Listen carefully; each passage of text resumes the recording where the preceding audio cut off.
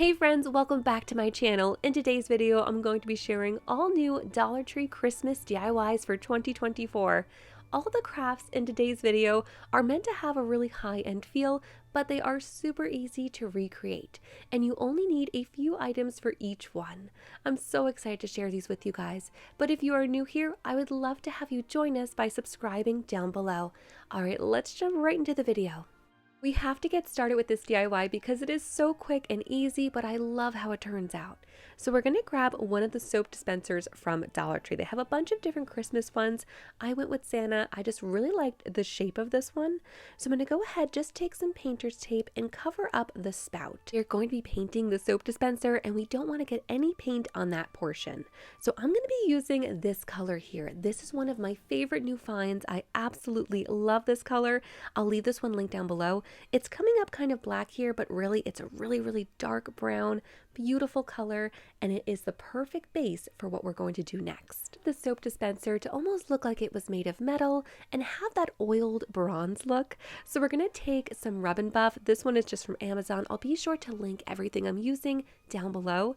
And you just want to put it on a little sponge applicator like this.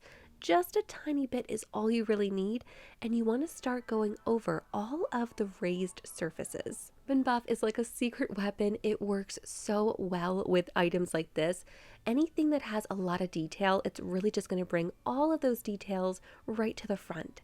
So I'm just taking my time working it around the front part.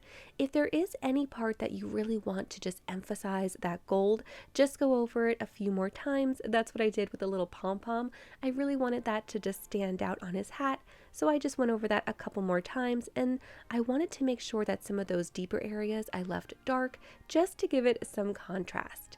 You want to let this dry overnight. Go ahead, take off the tape, and you are done. Easy, but no one would ever know that this is actually from the dollar store. I love how this one turned out. I'm going to be adding it right next to my kitchen sink. This next DIY is really a super easy hack. So you're going to want to look for this dry erase house. They sell this one in the Crafter Square at Dollar Tree. Next, grab some window clings. Dollar Tree always has really beautiful ones for the holidays. I picked up these here. All you have to do is just pick out your favorite ones and add them right to the house. So this dry erase surface works perfectly with window clings. There are so many different pictures that you can create, and this is something that you can change out for each holiday since the shape kind of works for anything. This is also a great craft for kids, and it's one that they can change out whenever they like. I'm going to go ahead and just stick with the Merry Christmas. I love the wreath. I think it's really beautiful, and it's going to work with my decor really nicely. And now you can, of course, just accessorize if you like as well.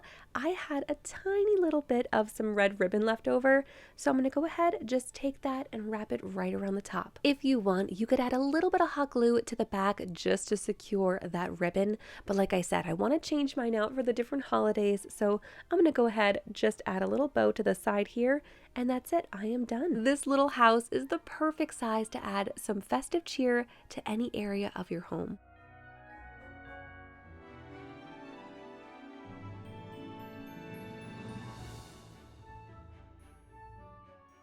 This next DIY was actually inspired by these Sherpa trees that I saw at Target this year. So here they are. I just thought that they were so cute, but I wanted to see if there was a way that I could DIY it using Dollar Tree products. So that's exactly what we're going to be doing. I'm going to get started with a foam cone and one of these wooden cubes from Dollar Tree. So I'm going to go ahead, just add some hot glue to my base here and add my cone on top. Going to give us a really secure base, and it's going to act as the trunk of our tree. Now for the fuzzy part of the tree, I found these mop heads in the cleaning area at Dollar Tree, and I thought that they would be perfect. They have the same look and feel, and they're really easy to work with. So I did pick up two. You probably could use just one depending on how you cut and trim it, but I did end up using two for mine. So you can see I got started on the top part by just adding some glue and wrapping it around. You do have to kind of work with it and just try to follow the shape of the cone, but you can cut this really easily. I will give you a warning though, it does get a little bit messy when you do cut it. Anytime I had to cut the mop, I made sure it was a piece that I was going to be gluing down and it was going to be facing towards the center of the tree. I hope that makes sense. This piece here, I did cut the top part, so I made sure that that was facing towards the center of the tree, and then the bottom part that was facing the trunk, that was the sewn part of the mop head. Back of my tree, I did have to cut a small part of my second mop head just to fill in that gap back there, but like I said, depending on how you wrap it and how you work with it, you might be able to just use one. Now, it is a little bit messy. It is still a very simple DIY, and here is how it turned out. I think it still has that feeling of the Target one, but it is just really cute and such a fun DIY. Next, we are going to be creating a double-sided no-sew pillow. Now, I know that we have created a bunch of these on this channel, but I honestly could not resist it when I saw this print right here. So these are two of Dollar Tree's Christmas placemats. And I really wanted to do a double-sided pillow just to show you guys the idea, but if you just like one print, just double it up. That way you have the same on the front and the back. And these actually have a really nice back as well. So this print here is my favorite, the one with the forest. You could just use this one for the front, get a matching one, and then just use the green portion for the back. There are a lot of different options, but I want to go ahead and just show you how easy this is to create. Just remove the tag and then take your first placemat, and you want to make sure that the inside is facing you. Now go ahead, grab your hot glue gun. You do want to make sure that you are using a high temp hot glue gun, and I like to use the Gorilla Hot Glue sticks. I'll be sure to link the exact ones that I use down below. They are my favorite. I feel like they work really well, and you guys are going to see here I just put a strip of it, and you do want to go ahead and make sure you pinch it nice and secure, but I'm going to do a nice little pull test to show you guys. This really is strong when you use the high temp hot glue, and you do go ahead, work in sections, and make sure you pinch as you go. This is sturdy. So I'm going to go ahead here, do my little pull test. I was pulling pretty hard and it wasn't going anywhere.